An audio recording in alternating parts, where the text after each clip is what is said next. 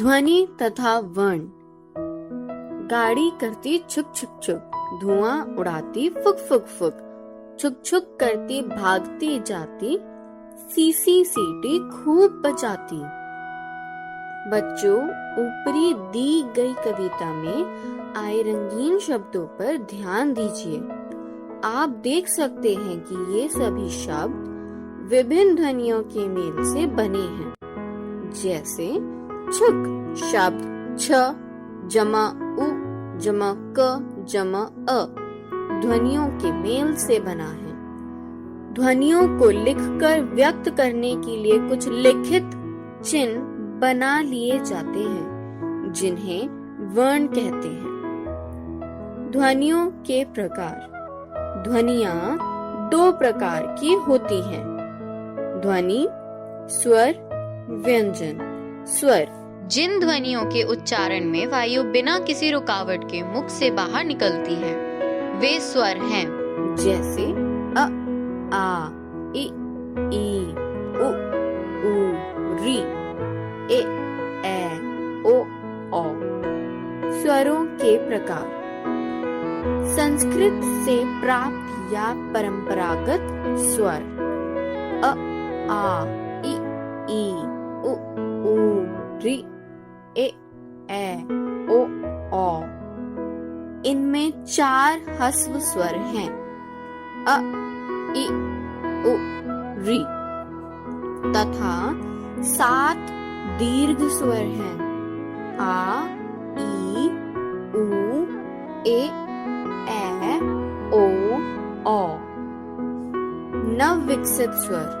इसके अंतर्गत नासिक्यकृत स्वर या अनुनासिक आते हैं। अनुनासिक को लिखकर व्यक्त करने के लिए 2 चिन्ह या वर्ण बनाए गए हैं, बिंदु तथा चंद्र बिंदु। आगत स्वर। हिंदी में विदेशी भाषाओं से अनेक शब्द जैसे कॉफी, डॉक्टर, टॉय आदि आ गए हैं। इन शब्दों में आने वाला स्वर हमारी परंपरागत ध्वनियों में नहीं था। विदेशी भाषाओं से आने के कारण इसे आगत स्वर कहा जाता है। हिंदी में इसके लिए ओ वर्ण बनाया गया है। स्वरों के 2 तरह के वर्ण। हमारी वर्णमाला में स्वर के 2 तरह के वर्ण पाए जाते हैं। स्वतंत्र रूप से बोले जाने वाले स्वरों के वर्ण अ, आ, इ, ई, उ, री, ए, ओ, औ। व्यंजनों के साथ मिलाकर बोले जाने वाले स्वरों के वर्ण अ, इ, ई, उ, रे, ए, ओ, औ।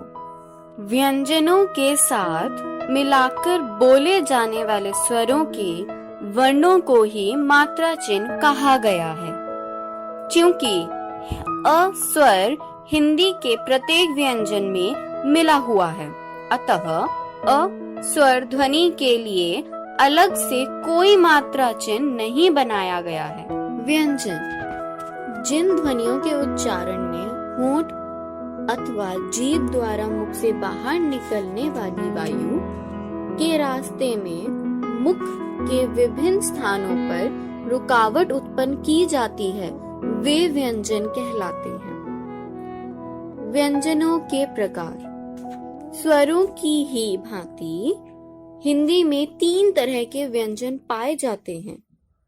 परंपरागत व्यंजन। हिंदी में क से लेकर ह तक 33 परंपरागत व्यंजन हैं, जो संस्कृत से प्राप्त हुए हैं। नव विकसित व्यंजन। हिंदी में ट वर्ग के व्यंजनों के अंतर्गत 2 नए व्यंजन विकसित हुए हैं, जो संस्कृत में नहीं थे। ये हैं ड तथा ढ। आगत व्यंजन। इन व्यंजनों के लिए हिंदी की मानक वर्तनी में परंपरागत वर्णों के नीचे बिंदु नुक्ता लगाकर नए वर्ण भी बना लिए गए हैं। ये हैं ज तथा फ। अनुस्वार यह एक ऐसा नासिकीय व्यंजन है जिसके उच्चारण स्वतंत्र रूप में नहीं किया जाता। इसको लिखकर व्यक्त करने के लिए बिंदु चिन्ह बनाया गया है। शब्द के अंत में आने पर इसका उच्चारण म के रूप में किया जाता है, जैसे स्वयं।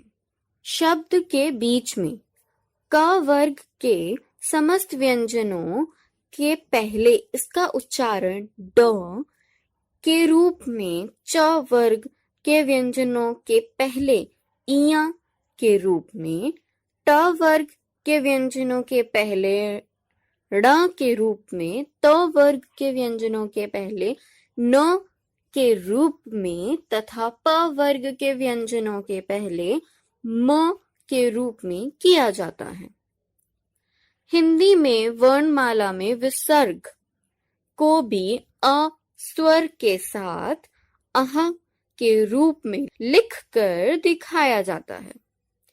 हिंदी में विसर्ग का उच्चारण समाप्त हो चुका है।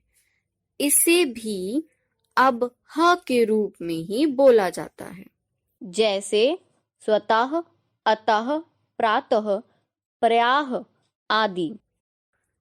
संयुक्त व्यंजन जब किसी शब्द में एक से अधिक व्यंजन एक साथ मिलाकर संयुक्त रूप में बोले जाते हैं तो वे संयुक्त व्यंजन कहलाते हैं, जैसे अच्छा, न्याय, मक्खन, प्यार, ध्यान, शब्द आदि में आने वाले संयुक्त व्यंजन। द्वित्व व्यंजन जब किसी शब्द में एक से अधिक समान व्यंजन एक साथ संयुक्त रूप में बोले जाते हैं तो वे द्वित्व व्यंजन कहलाते हैं, जैसे मक्का, बच्चा, अन्न, पत्ता आदि। संस्कृत में 3 संयुक्त व्यंजनों के लिए अलग से एक वर्ण बनाया गया था। ये 3 वर्ण हैं श, त्र तथा ज्ञ।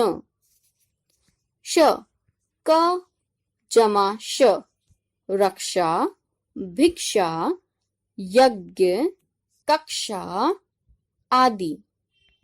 त्र, त जमा र, पुत्र, यात्रा, शत्रु, मित्र आदि।